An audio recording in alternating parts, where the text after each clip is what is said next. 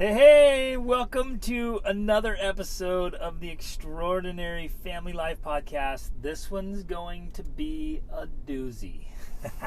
It'll be interesting. It'll be interesting. Rachel's here with me. It's going to be exciting and, maybe uncomfortable. And maybe some discomfort. Like, we're ready to lean into this one. So we were kind of like, nervous and excited and feel like this needs to be happening. It's around some very charged topics that some might feel very sensitive towards, but well, I'll give a quick background because obviously not everyone's going to be aware of this, but Greg essentially shared a meme.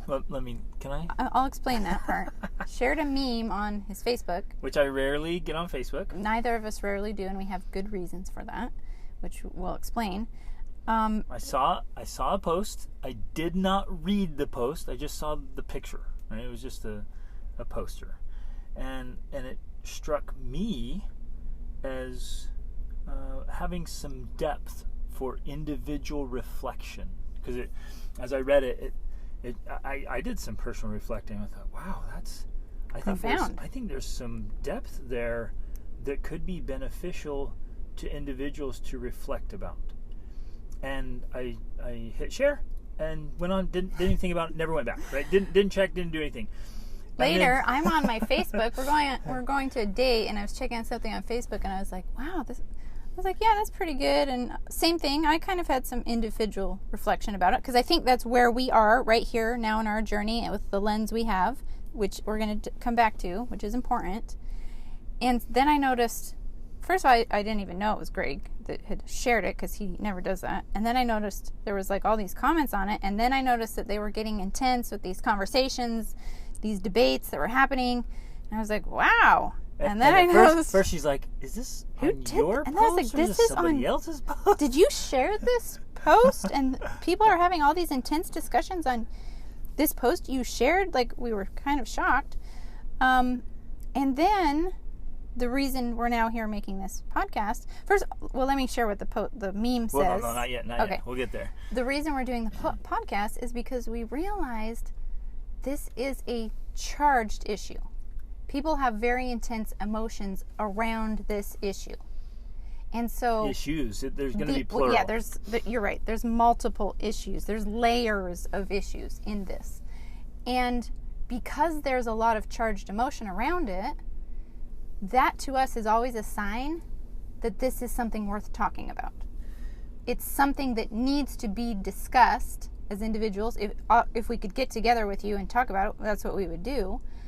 But since we can't do that, we're doing a podcast. It needs to be discussed in our homes. It needs to be discussed within ourselves, right? Self-understanding, within our communities, and ultimately, as societies, nations, and the world, this is the charged thing that needs to be diffused in order to help there be more understanding about what's actually going on in the world. Yes, and we have to be able to hear all sides without getting angry, throwing punches, making stabs or insults, and only looking for confirmation bias. We can't have these discussions only with people that agree with us.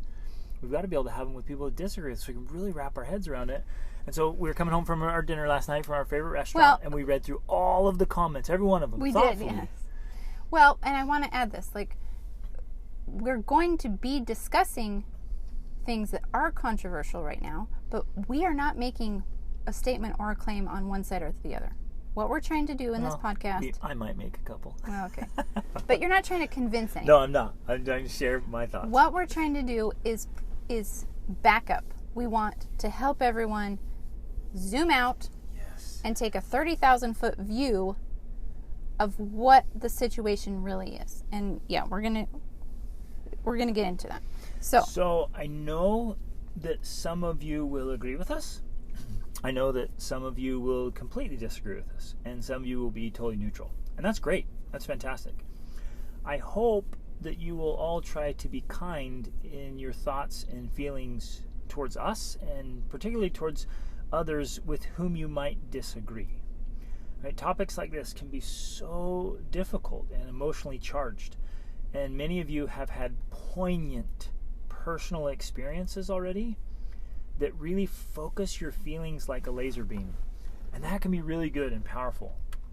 But sometimes it can also cause temporary blindness to things that might be outside of that focus. So here's what I did mentally before I started this, because I wanted to be in a good place.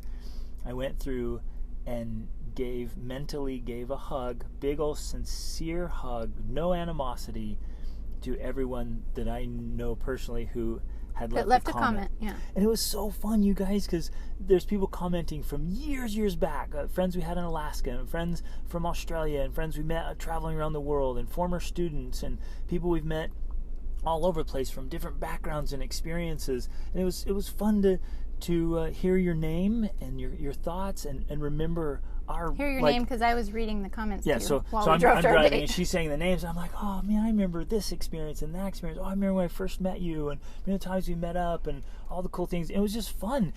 Even like if you totally disagreed with me, and some of you like left comments that were like, okay, I feel a little thrown under the bus there, but like I didn't care.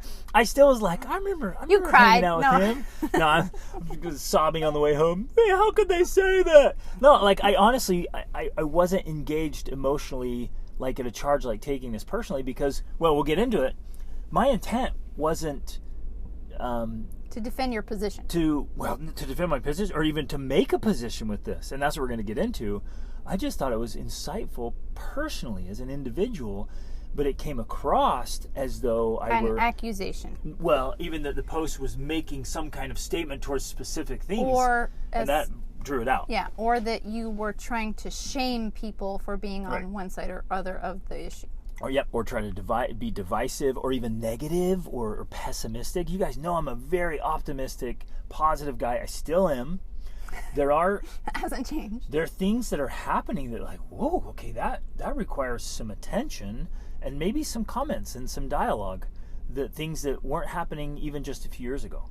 And so it's worth talking about, but okay, let's dive in. Should we share? So you want to first say what the meme meme was? It's like a poster board. It looks like a protesting poster board. We can't both just talk at the same time. That's going to be too... All right, you go first, dear. I am telling.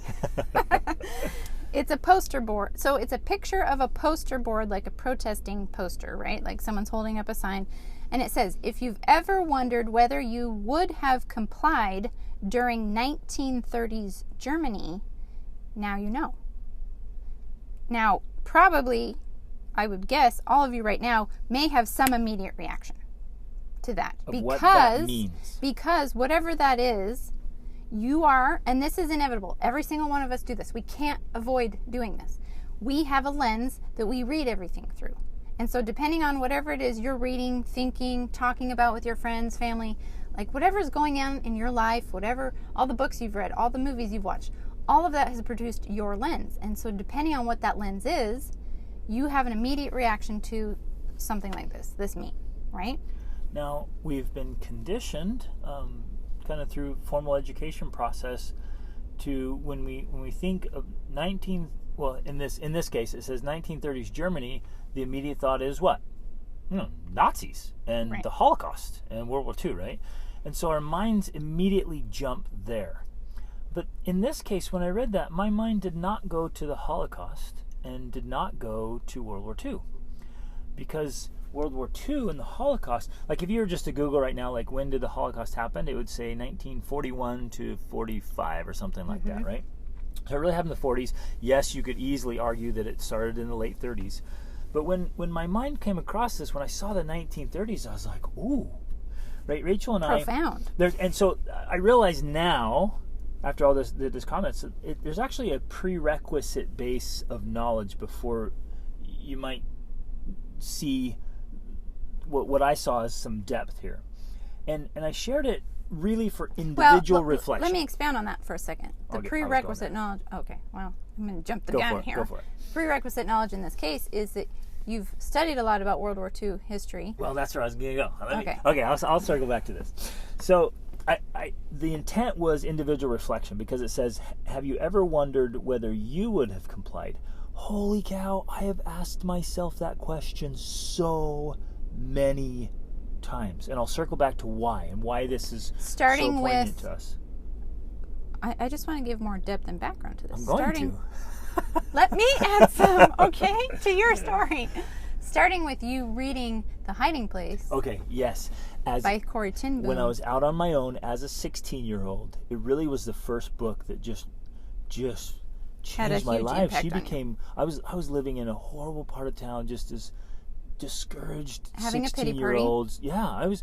My life is horrible. Everything's terrible, and somehow justifiably, you could got say having a copy of this book. I don't even think it had a cover on it, and I just read it. It was The Hiding Place by Corrie ten Boom, and walking through that book carefully and methodically, what happened, especially early on, right? What happened was so profound for me. And so it started there. It literally started there. What would I have done? And I asked myself that. So that was my first introduction in Haarlem, in the Netherlands, in the 30s. What would I have done? It was so fascinating. But so when I shared this, it was for personal reflection because I'd asked. Okay, can I? I'll come back. I'll come back. I'm going on a slight tangent here to add some more depth to the significance of this question, because the other thing that we've been discussing is that, yes, maybe sometimes all of us have asked ourselves that question. Well, what would I have done? Well, obviously I would have hidden the Jews. Like, obviously I would have helped out. Obviously I wouldn't have persecuted. Obviously I wouldn't have turned in my neighbors. Like, that's, I think, all of our immediate response, because we want to believe in our own goodness.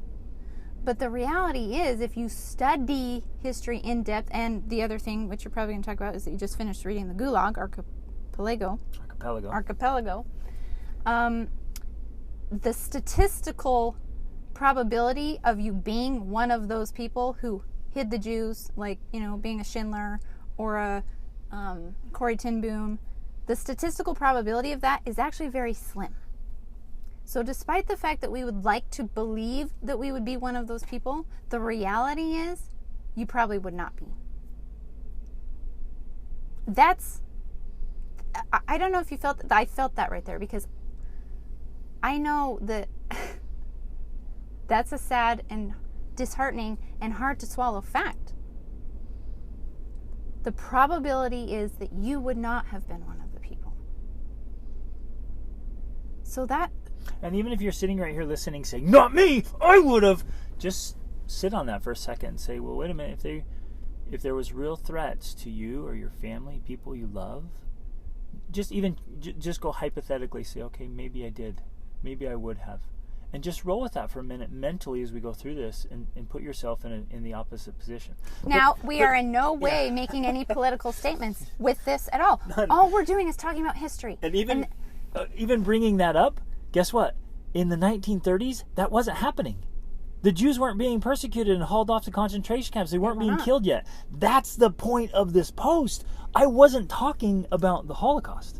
I wasn't talking about that. Nor are you talking about the current political situation either. Nope. In specifics. So you totally beautifully jumped the gun there. I know. I'll circle back here a little bit. She's like, I gotta tell. So I had zero intent of being divisive or attacking. Or shaming, shaming or making conclusions or judgments, or saying, oh, you this, and if you do this, then you're complying, and you're like those evil people. I was not doing any of that, and I don't want to do that at all today. But because of all the reading I've done across history and sociology and psychology and all the traveling, extensive specifically traveling. Having traveled to Berlin, having lived in Germany. We lived in Germany. Our daughter was born in Germany. And I lead a World War II expedition to Germany and Eastern Europe, like deeply studying all of these pieces and elements, and it blew me away. Going to the museum that's literally on the exact location where the Third Reich headquarters were located. The SS headquarters. Right. And the little insights in there, the subtleties about how, like, it was a long-term campaign. It was they were playing the long game. And it was so subtle and so strategic and so seemingly harmless. Now again, this is not a political statement. Our minds want to immediately jump to, oh, well, you must be saying then that means this about today's situation. And that we're going to be Nazis if we do it. All we're saying is read and study history and think about it. That's it. And after reading and studying and traveling so extensively and talking to people from all walks of life and different opinions, it really comes down to a point like I would have to be blind, deaf, and dumb to not notice some patterns. And so it's good for individual reflections, right? So the big question is then, and here's the key, one of the key pieces we want to touch on today, is Germany in 1931 was vastly different, night and day different from 1941. But most of us know about 1941. In 31, it wasn't clear cut. It wasn't black and white. It was just a little bit off. It seemed a little like, well, this is kind of interesting. Yeah, and it started, I guess one of our main points is, it started leading to gradual restriction and loss of freedom. And this is big picture thinking. Now, again, some people are going to be like, see, now that's a political statement. We're not. All we're doing here is trying to, because this is what we do on a daily basis. I mean, Greg and I have these types of discussions like practically every day. You guys would This is our life. You'd love being around our house because every day, hey, what about this? Kids, come here. But it's not, we get that excited about like health and about working out and about, all kinds of topics. So training the dog. Let's get excited about that. So we get excited about all kinds of topics and we're always learning. But one of the things we're always doing is we're always asking questions and we're always trying to look at things from a broader perspective. If you look at it just as the issue that's going on, then you miss the broader issues. So yes, COVID is a thing right now. COVID is real. Deaths are happening. Things like there's stuff going on. The vaccine, all of this stuff. That is a real issue. But it's not the only issue in the world. Our focus is so much on this issue that it feels like the only issue sometimes, but it's not. We have to back up. We have to zoom out. And we have to look at what's happening now from a broader view of how it fits into patterns and cycles in history, psychology, sociology, all of these other domains of knowledge. So a couple of metaphors might be, some of the issues she just addressed, and there's quite a few right now. It's kind of a hotbed for issues right now, politically and socially. I don't think any of us can deny that. Right, things are kind of crazy and confusing a little bit crazy right now. And there's a lot going on. There's a lot of animosity. But to go with the metaphor, you might say, these issues are not the entire painting. They are not the entire mosaic. They might be a brushstroke or 2 or 3 or 10. Or more, or even. a couple of little pieces of tile, but they do not represent the whole picture. And the only way to see the painting, so envision with us, as we talk through today, envision with us that there's this big painting. And if we don't back up, we're standing so close to it, we can only discern a couple of little things. And we think, yeah, this is it right here. And we're talking, but we're confined with a narrow view. We're confined to just a few brushstrokes or even a small segment of the painting. But the invitation here is take some steps back. That doesn't mean we have to be insensitive or ignorant. It doesn't mean we don't go deep into those specific brushstrokes and tile pieces because they are part of the mosaic or the painting. And they're important. And they're super important and we need to understand them. But we have to back out far enough to see how they fit in things, with the rest of the painting. Exactly. Now, I feel very intensely about freedom and the loss of freedom and restrictions. Even if at first it seems justified, or let's say it is justified, or if it seems subtle, or if it seems inconsequential or insignificant, it's like that's not that big of a deal. Any restriction or control, any loss of freedom, that it doesn't. And here's an important point. Here's what I want to say. Okay. I think we need to this section here. We need to kind of word it as a question. What we're doing now is we're asking the question. We need to ask the question because again, the whole issue with COVID, vaccines, all of that stuff, that's going on. That's a whole nother topic. That's a whole nother discussion to have, which we're not going to have right now. What we need to do is zoom out, back up, and ask questions. Bigger picture questions. Now, if it's okay, I kind of actually, before we get into that, maybe want to talk about some of the things, well, what you kind of did, but like what it's not what we're not saying. We're not saying if you get vaccinated or don't get vaccinated, you're like Nazi Germany. If you believe in, whatever, this specific political viewpoint, then you're like Nazi Germany. What we're trying to do is back up and say, what are the similarities? What are the patterns? Because there are some patterns between today's confusion and chaos that can be compared to something like 1930s Germany. Early 1930s specifically. Because it was a time of societal upheaval of sorts, right? I mean, there was some social changes and transformations. There were some political changes and transformation. I think Hitler went into power in 1933, but again, the Hitler from 1933 and the Hitler from 1943 are very different people. There was an evolution there, right? Right, because nobody comes into power just like, I'm gonna, kill the Jews and put your old people in concentration camps. Like, it doesn't happen that way, and all of us are aware of that. It's a gradual thing that takes place over time. So the fact that there can be comparisons made is, there's nothing wrong with making that comparison. The point we wanted, what happens then, people jump to the conclusion, well, then that means that, you're thinking we're going to be killing exactly. You're saying, people or Jews or concentration camps, or we're going to become Nazis. Give up a little bit of our freedoms now, it's going to lead to Holocaust. And thank you for bringing that up. We are not saying that at all. What we do want to say, or at least I do, I want to say emphatically that loss of freedom, though it doesn't necessarily lead to a Holocaust or Italy in the 40s, Russia, in the 20s, 30s, 40s, 50s, and 60s, they just finished the Gulag, or China, or Japan in that time, or North Korea still today, Venezuela today, or any other authoritarian or totalitarian state. What I do want to say, though, is when we begin to lose freedoms, first subtly, even the mightiest, most destructive flood begins with rivulets and droplets. I want to rephrase that. Okay. What happens? I guess I'm trying to say we're trying to have a discussion. We're trying to ask questions, because that's how you think, instead of being told what to think, which a lot of that's going on. In fact, in the comments, mostly it's people telling other people what to think.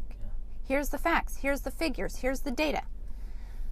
When you want to learn how to think, you have to ask questions. You have to ask bigger picture questions. So in essence, this is, and I think that's what we're doing ourselves, Greg and I, we're asking the questions. When in history, when freedoms have been taken away, well, this is a poorly worded question, but what has it led to?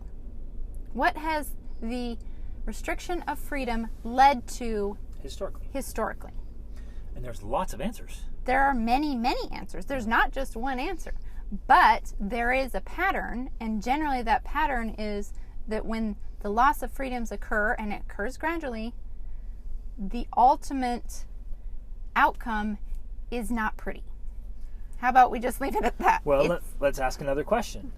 If you go studying through history, and again, the best way, in fact, perhaps the only way to truly understand current events is to understand past events. Exactly. The best way to understand what's happening is to study the history. Someone recently just asked us in one of our coaching groups, they're like, well, where do I go for good information about current events and whatnot? And I'm like, we don't even know. We don't even read the news, okay? The way to understand current events is to study history, psychology, sociology, like to study all the other events, because they give you context for what's going on now. If you try to decide or take a place or pick a side in a current event based on how the issues are presented, you can't. Ooh-wee. You can't. It's impossible, because you're too close to it. The only way to really understand what's happening is to zoom out and understand it from all these other domains of knowledge. You have to understand those domains of knowledge. That's why it's cliche but true that hindsight is often 20/20. But looking forward, you guys, none of us knows what's going to happen next year. Not at all. Mm-hmm. But we can deeply study and get at least a clearer picture of what happened in the past. And so here's my question to you. If you were to go out and study and really dig, when has there ever been an authoritarian or totalitarian state? Wait, hold on. That right there is going to be charged because you're like, you're saying the President of the United States is authoritarian or totalitarian. No, that's not what we're saying. We're saying, again, we have to reword this. What does authoritarianism or totalitarianism look like? And what are the precursors to those sort of states? Yep. That's all we're saying. What are the precursors to those sort of government states? And I feel comfortable saying that more restrictions and less freedoms and more government control or groups or organizations saying, no, this is how it is, this is the right thing to do, and everyone's going to do it, that generally is a precursor authoritarian to more verbiage. Authoritarian. That's authoritarian verbiage, exactly. Right. Now the interesting thing about that is that does not determine what is actually right or wrong, because authoritarianism and totalitarianism isn't necessarily about what is actually right and wrong. Getting a vaccine, to bring it back to current events, could be right, but telling everyone that because that's right, they have to do it too, that's authoritarianism or totalitarianism. Do you see the difference? Something can be right, but then it becomes totalitarian when you enforce it on other people. That's, by definition, what that is. And the argument there is, well, if it's right, everyone should do it and needs to for the safety and benefit and well-being of the whole, the group. Now, interestingly, that is also the same verbiage that has been used for millennia in these kind of conditions. It's always for our safety. It's not about our freedoms. It's not about what you think or your opinions. It's for the safety and benefit of society. And so what we have to realize here is that there's always an exchange rate for everything. It may be for the safety and benefit of everybody to get vaccinated. But if you force that, you are exchanging something for that safety.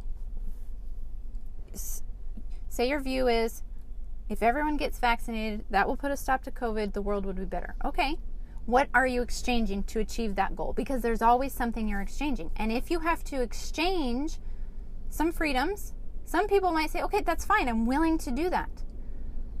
But you have to zoom out. I keep saying zoom out because I want you to zoom out. You have to zoom out and you have to look, what are the long-term consequences for giving up those freedoms? Because the reality is, if you look through history and all the patterns, that when you give up freedom, it is very difficult, if not impossible, to get those freedoms back. And the pattern generally is that when some freedoms are taken, it's easier to keep taking more freedoms. That's what happens. They don't come back. They don't usually, come back. Historically. At least historically, until you reach some sort of breaking point where then there's some sort of revolution that then restores freedom. That's usually how it happens. So then I want to go back to my question of because you might in your mind be like, oh, well, it's worth it. This one's justified. This would be worth it to get this temporary benefit. But then you have to ask yourself, has there ever been an authoritarian or totalitarian state that has made you wish you lived there, in that place, in that time? And for me, that is a strong no. I've never come across, in reading all those things, like, man, I wish I was there. That was amazing. That's awesome. It always leads to something, and at least in my observation, it leads to something ugly. So I don't think any of us can, maybe some people can. I don't know that any of us could argue that we are losing some freedoms. Wait, hold up. Clarify there. Well, in the current Let me try to rephrase climate, because it might have been confused. So I think what you're saying is, I think we could all agree that we are losing some freedoms and having some restrictions and controls put on us that weren't there before. Yes, pre-COVID. Yeah. I don't think that anyone could argue the opposite of that point. That no freedoms have been taken away. No, there's been no loss of liberty, because we all know that we have. We can't travel to certain places because they're closed down now, or whatever. There's all kinds of different restrictions that have been placed on the world that were not on the world before. And those, I think we could all agree, those restrictions are increasing, and it just takes likely to be more increased. I think we can all see that that's probably a likely scenario. Now, so many of us, we have friends all around the world, and I think this helps us have a different perspective, you guys, because we travel so much. We have friends all over the world. We get to talk to them. Our friends were here last week, and they told us about they own some property over in Indonesia, and they told us what was happening over there that I didn't know. And I was like, okay, wowzers. We have friends in Australia that are experiencing some insane restrictions we have down there. friends in Canada, and we have friends in Guatemala, Europe right now living down there. In fact, I was in Guatemala earlier this year, and I was driving my truck through this teeny little remote mountain village by myself, windows up. The police stopped me and told me that I need to wear my mask while I'm driving by myself in with the windows up in a remote mountain village, driving through, not stopping, that I needed to have my mask on in my car by myself. Like, what? Okay, now in my mind, that is a restriction of freedom. Now, some people might argue, well, it's worth it if it helps the whole world be safer. And maybe you're right, but we can only determine if you're right by backing up and looking at it from the mosaic viewpoint, right? The big picture viewpoint. Okay, if we give up those freedoms, if we comply for the good of society, what will be the longer term consequence of that? Because there will be longer term consequences. There cannot not be consequences for the decisions we make now. And I guess circling back to the post, that's kind of what I was thinking of, like, wait a minute. Early on, when the restrictions were beginning to happen, the little controls, the little losses of freedom, the little inconveniences, they kind of started saying, hey, everybody, we're gonna kind of do this. We're gonna do this? Well, yeah. Well, I guess it wasn't kind of. It was, hey, let's all, they started putting little curfews on, or little political things, or we're gonna, treat this, do that. It was small things, and I can't think of anything specific right now. But you read, like being locked down, maybe in our houses. For meeting.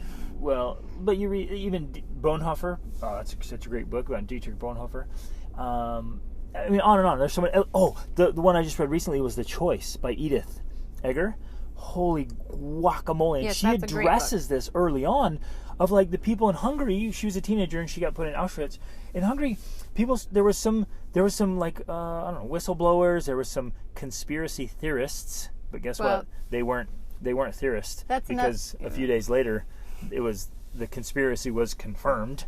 But they said the response, even from her own parents, was like, no, that couldn't happen. It won't get that bad. People are nervous. There's some rumors. We'll just hunker down and this will pass over. And it was like the next day or that night, they did a raid and took their family. And her mom and dad died. And I think one of her sisters, maybe, I can't remember. She ended up surviving, getting out of Auschwitz. But early on, when there was little restrictions put in place, little things like that, people were dismissive. And so it's interesting to say, well, wait a minute. And again, I'm not saying that what we're doing will lead to a Holocaust. What I am saying is, if we are tolerant of small restrictions, where could that lead? And so we have to ask. I really want to get into this. When you read the books, when you look at the past, you have to say, is this happening in our day? Or could this happen in our day or in our lifetime? Could this happen in our country? Sometimes, and being willing to consider those ideas actually makes you a safer, a wiser, a more capable person who has a broader understanding and is able to decide more clearly what course of action you need to take now and should encourage others to take. So it's a good thing to consider these ideas instead of seeing it as a bad thing of like, well, you're just crazy, or you're just or that could never happen. That's just a conspiracy theory. Or, in fact, no, I have to add this point, because I know for me, I have this fear of conspiracy theories. Like, I just think that that's weird. I just think it's awkward and, just like... We've had some doozy conversations with people. So, like, I've heard the conspiracy theories, and my first reaction, as many people's, which is normal, is to, like, shut down and be like, this person is just kind of crazy, right? With their conspiracy theories. But we also need to realize that it's somewhat ignorant of us as individuals to believe that conspiracies don't actually exist. Throughout all of history, there have been conspiracies that have taken place. Yes. I'm stealing your thunder, babe. You are my thunder. Well, let me say this real quick. I was going exactly there, and you can tie back in. So sometimes having national pride, thinking that'll never happen in my nation. Sometimes national pride can make us blind, believing that it could never happen in our country. Sometimes personal pride makes us believe that it can never actually happen to me, right?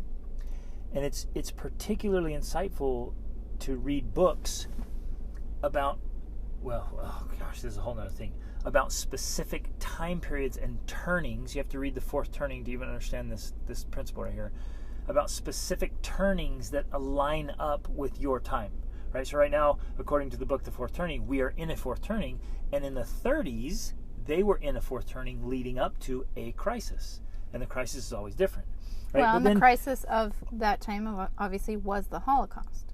So let me come back to it. So, yes. So history repeats itself and has patterns.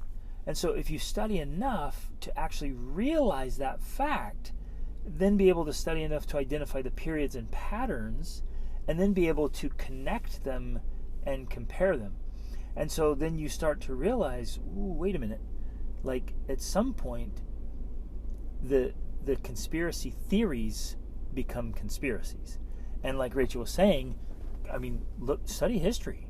Like, you don't have to read very far or very much to realize that there have almost always, in every government, always, like government leaders, politics, so societies, there's always been conspiracies, actual conspiracies for people to take power and do selfish things and control others, and like it's always existed. So it would be unbelievably naive for any of us to think there are no conspiracies happening in the world today with 8 billion people. No, none. No conspiracies. In our country or in our society. Like, that would be, like, really naive.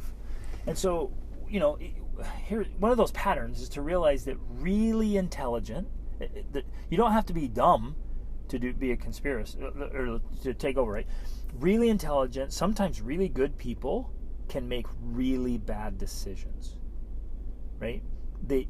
Sometimes people do things with ulterior motives, sometimes selfish, even destructive motives, right? Monetary motives. There are countless examples of businesses, churches, organizations, and nations that have been brought down by such people. If you want to read the book called How Will You Measure Your Life by Clayton Christensen, really great book. And he talks about these really good, intelligent people like made bad decisions that brought down major organizations and destroyed their lives, right? So, it's shockingly naive to believe that leaders always have your best interest in mind. You need to meet more people and read more books. So, okay, just to bring this back, because in many of the comments, first of all, a lot of the comments were directly about these specific discussions that are happening right now about COVID, about vaccines, about death rates, all that stuff. And what we're trying to say is that that's not really the issue we're concerned with right now. That's not really the discussion we're trying to have. Like, Greg didn't share a post like that because he's trying to point fingers at a certain group of people. What we're trying to do is to help us all, first of all, take an individual, what's the word you used? Assessment, evaluation, and individual reflection of ourselves. Because there's nothing wrong with asking the question, what would I have done in times like that? Because I think we are living in times like that. We are living in times that are controversial. Now, these controversies, I think we are all aware, they're not just going to necessarily disappear. They're not just going to dissipate on their own. The divisiveness, the division that's happening is increasing. I think all of us can feel that. We can sense that. And it's not likely to just go away. And in fact, going back to our theme here, if you study history, usually the divisiveness leads to some sort of conflict, or leads to some sort of revolution, or leads to some sort of intense event that is then that resettles things or restructures things. So the pattern is not that this is going to a good place, right? The pattern is that this is leading to something even uglier. Now, that's not, we're trying to be doom and gloom here. We are positive people. We are looking for the good. But as we see increased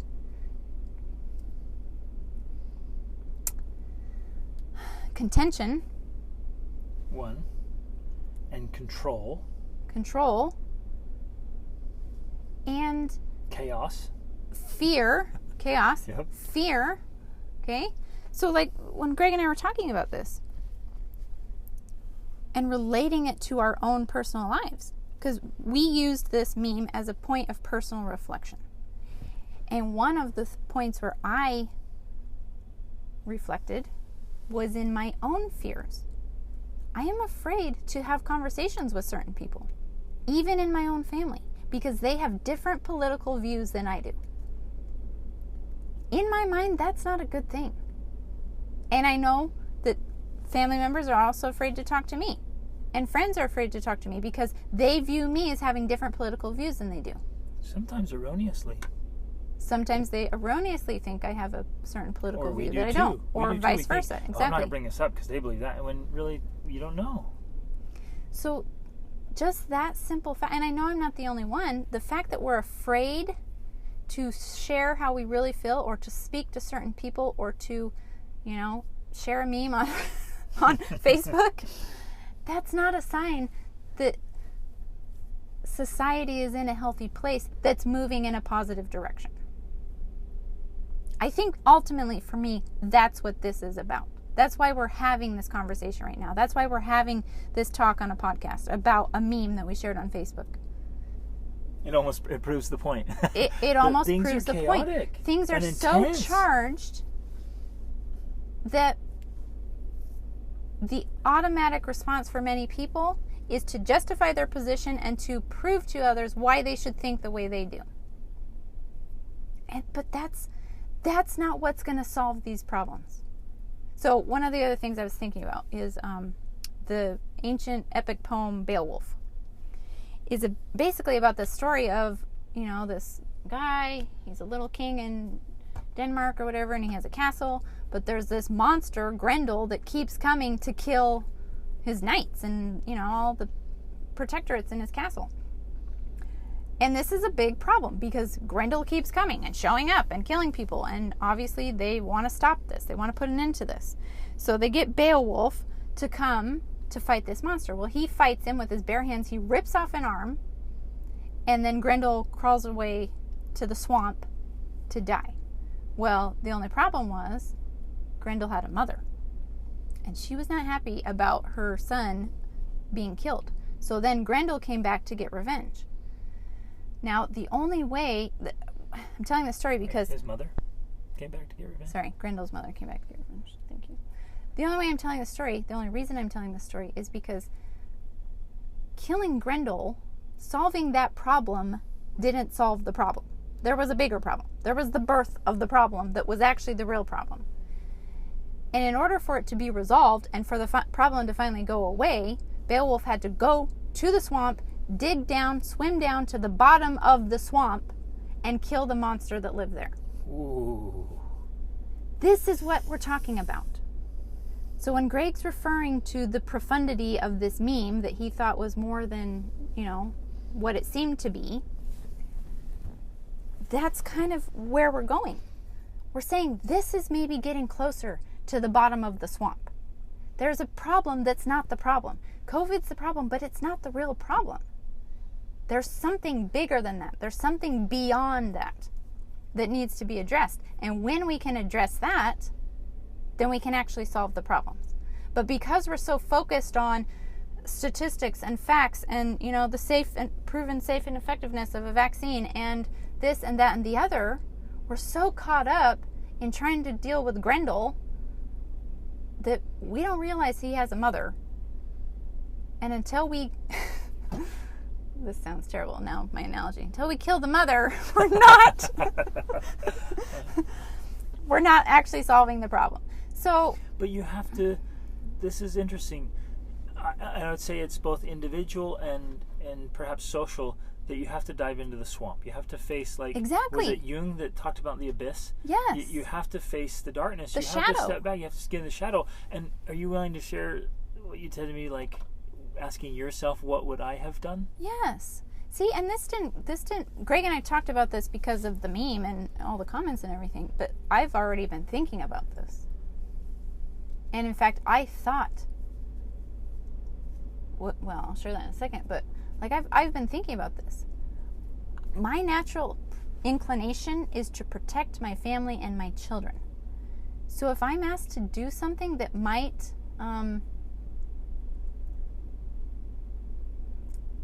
if I'm asked to give up some freedoms that will ultimately protect my family, yeah, I'm probably going to be more willing to do that because it keeps me safe. I don't want to speak out. I don't want to be noticed as different. I don't want to make a scene, per se. Raise your voice. Or raise my voice. Even take a stand in a position because you're like, oh, geez, I don't want to take a stand or position either way because I want to be safe and secure. I want to be protected. I want to live my life. So I said, I just want to live my life. Just let me live my life. You don't quiet life, man. Just stop. Okay? That's what I want. So my natural inclination is to comply just so I can go along. Just so I can be, not noticed, so to say. Even if I believe differently. And yet, I know that's dangerous. Why? Because if you go along to get along, sometimes where you end up is not where you want to be. And so that becomes, going along to get along becomes a droplet, that becomes a rivulet, that often leads to something ugly. And it's like that really famous quote that I think is more and more truthful and profound, that the only thing necessary for the triumph of evil is that good men do nothing. Now, because we make these statements, you're automatically assuming we're on one side or the other. That if we go along and we we're making people, well, okay, whatever. Look, you don't have to assume. I'm going to tell you what my position is. Hold on, though. It's not about that, though. It's not about what position you have. If you believe that the vaccine is the right thing and everyone needs to be vaccinated, you can have that belief, and there's nothing wrong with that. Keep listening, though. I'm going to talk about the vaccine. But if on one side or the other we say this is how it has to be done and we're going to force people to do that, you need to realize there's consequences for that. Because the people who hold opposing views to you and to your beliefs do so for a reason and with a strong conviction. So when we step back at the bigger picture and we realize that not allowing people, yes, if there's a point we're making, it's the point that there needs to be fewer restrictions than more restrictions on freedom. And because it leads to certain outcomes. That's just proven historically. I don't know that that can be denied in any way by anyone who has any sort of education. Like, restriction on freedom generally leads to certain outcomes that are ultimately, over time, you know, this might be 10 years, this might be 20 years. 20 years down the road, there might be an outcome caused by or contributed to by today's restrictions on freedom, right? And we get there and go, oh man, I never saw this coming and I did not want this. Right. Can I address the other side of that? Yeah. The other side of that is when we have total freedom, we have to put up with some crap. People make dumb decisions and they say and spread dumb things. And there's misinformation all over the place. Like, there are consequences for total freedom too. And we get that. Well, but which one do you want? Where does it play out? Like, if we're going to have total freedom, you're going to have to tolerate some idiosyncrasies of people. But it goes both ways. It's worth it to me so that I can be free to be my best and make a positive difference in the world. Yes, it absolutely goes both ways. And ultimately, freedom comes between having a balance between chaos and order. You don't want too much chaos. You don't want too much freedom, as though anyone can do anything at any time. That would mean no speed limits, and you know, you could just go out and shoot someone. And you know, there has to be some restriction in place. I get that. And maybe some people would say this is one of those restrictions. Maybe. But going too far, you go to the opposite order where everything is controlled, like in North Korea, and the government tells you what to think and how to think. Well, not how to, what to think. They tell you what to think, you know, what you can believe, what you can say. Altering your vocabulary. So that certain words don't exist. There is a biography out there right now you should read about a woman who escaped from North Korea. She's like, we didn't have words for love. We didn't have words for freedom. We did not have words for, you know, any of these things that we take for granted because we have freedom. They didn't even have that as a part of their vocabulary. And she said it started in my grandparents' lifetime and evolved to the state it is in today. North Korea is completely totalitarian. From her grandparents' lifetime until hers, when she had to escape North Korea because she was starving to death and was sold into sex slavery. That's how quickly it happened. Which, you know, she's probably in her 30s, so that's in our grandparents' lifetime. And what's interesting is what happened in the Gulag over in Russia for decades happened during my mother's lifetime, and she's still alive, you guys. This just blows my mind that this was happening in my mom's lifetime, and yet we sit here sometimes and think, that could never happen. No one would do that. That's so dark. How could that even possibly be? And yet it's a reality.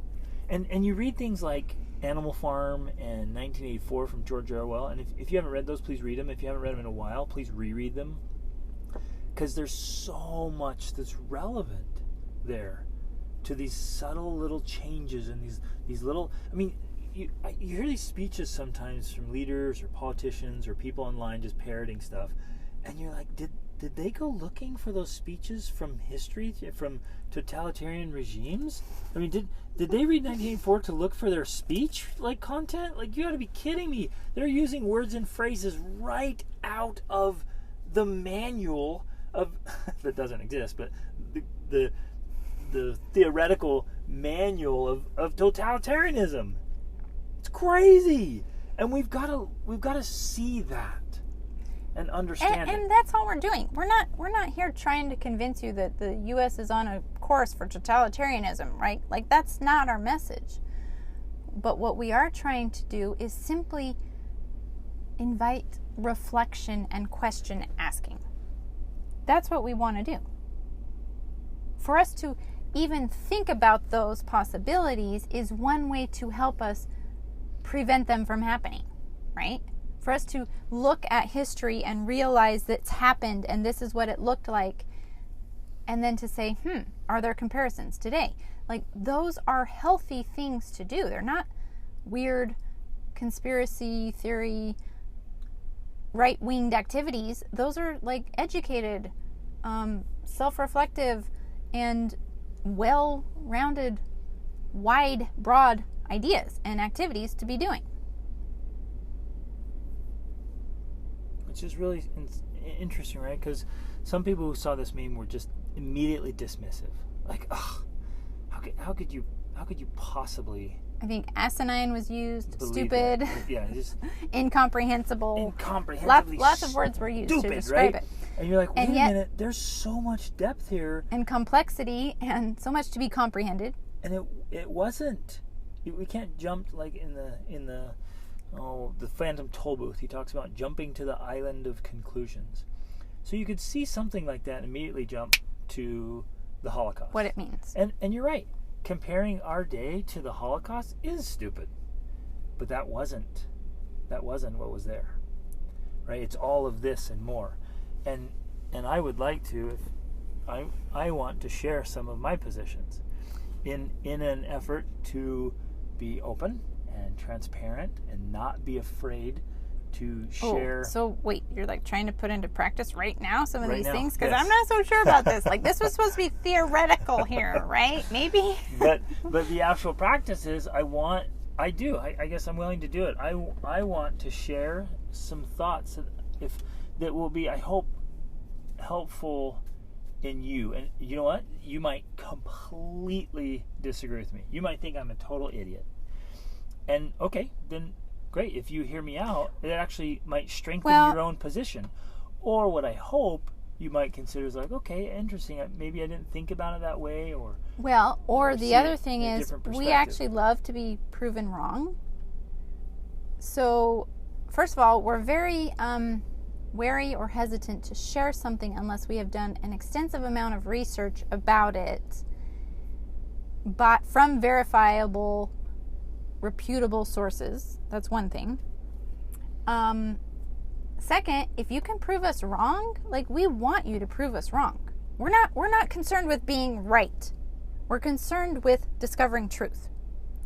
So if you can show us a different way, we are more than happy to reconsider our position on pretty much any topic. So that's another thing. I guess really our life philosophy is, it's not about who's right. It's ultimately about what's right. Exactly. What's the right thing? And so in an effort to share some of the things we've learned and shed some light, I really try not to, like in things like this specifically, I've been really cautious not to tell people what to think about it, or I've been very cautious of like, hey, no, you should make this decision or you should do that. But boy, we respect other people's decisions. Myself and my family, woo, man, I've been adamant and fired up specifically about COVID and about the vaccine, and I want to share some of those ideas. If nothing else, is like just, okay, interesting. That's what he believes, right? There's nothing like real solid here. I'm not trying to convince anybody. We haven't tried to convince anybody, but maybe it'll be helpful to share some of these ideas or perspective, things we've thought about and things we've researched, and why we have the current position we do, which, like Rachel said, can change. Well, it has changed. And it often throughout changes COVID, it's changed. But I guess I think it might be, just in an effort that it might be beneficial for some of you, I would like to share that position we have. All right, we are back. I paused the recording because it's got a 60-minute limit, so I paused it and was letting it process. And Rachel, we had a half-hour conversation, and I totalitarian style. In my totalitarian style, I said, "What you're not going to do," as they say in the South, is talk about the vaccine right now. Okay, that doesn't fit in. So, yes, Greg would like to. He gets asked all the time from people what his take is, how he came to his conclusions. Right? Not just what his. They're not just asking Greg to tell him what to think. They're like, how did you come to your conclusions? So Greg would like to talk about that, but it's going to have to be its own episode because it's going to be more information than we need or want to share here. Plus, it doesn't fit with the message of this podcast, which is essentially we're trying to remind all of us that we need to always zoom out, back up, and take a big picture perspective of what is going on. Because often the problems that are right in our face are not always the problems. They are a problem, and they are real problems. And they do need to be thought about and addressed. And they need to be thought about and addressed. But they're not always the most important or the most long-lasting problems, per se. And so with the reason why we're doing this post and this podcast in the first place was because of the meme that was shared. Where we were coming from, it was obviously coming through our own lens, and that lens was having studied a lot of World War II history, having recently just finished the Gulag, and you're going through 1984 right now, and you read the Law by Bastiat, and we're doing all these other things, and so that's the lens we're viewing from, and one of the emphases was on individual responsibility, on individual reflection, on asking yourself hard questions about what am I doing to contribute to the problems in the world today, right? And that's a hard question to ask, but it's one of the most important questions if we want to bring about real change. It's not ultimately about trying to get other people to do what we think is the right thing that needs to be done. It's about asking ourselves how we can do the right thing. And that surprised me, shocked me, won my awe and admiration and respect of Solzhenitsyn when he was writing that. He had been in it for years and was deeply suffering and then was dying. He was dying in a gulag, right? Which is like this labor camp. And he's laying on this bed just in delirium and dying. And he says it was this moment of reflection where he asked himself, he said, how did I contribute to this? Mm-hmm. I mean, he's been in these labor camps, right? He's suffering so much. He's being tortured. Like, he's watching people die horrendously. Innocent. He knew, totally innocent. He'd seen all of it. And he's laying there dying, asking himself, how did I contribute to this? Wow. What? I mean, it's so powerful. It's so amazing. So I guess our invitation is, and this is where it came from my heart, is like, okay, where do I stand? What would I do? What do I give into? What am I doing? What do I need to stand up for? Where do I need to be quiet? Where do I need to back down? Yeah. Where do I need to sit down and back down? And where do I need to stand up and fight back? And it all comes down to seeing the big picture and then taking individual responsibility and accountability for actions and doing things that genuinely, long-term perspective, make the world a better place. Well, in short-term perspective too, just try to be genuinely great people. So that, my friends, is our message. And that we love you. When we see you, we'll give you hugs, even if you think we're idiots. If you're like, you're a raving idiot, I'll be like, I love you. I hope you have a great day and a great life, and I'll give you a hug. And you might try to throw an elbow in there while I'm hugging you, and that's okay. But no, and I'm sincere. I'm genuine. Like I think it's a beautiful thing to totally disagree without being disagreeable, and to Amen. Have somebody say something that opposite of what you believe, and you can hear that without animosity. And that is so perfect. I think that's a perfect ending here, because that is one of the definitions of freedom. To be able to have the right to say something that other people disagree with. Sweet. Okay. Love you guys. Reach upward.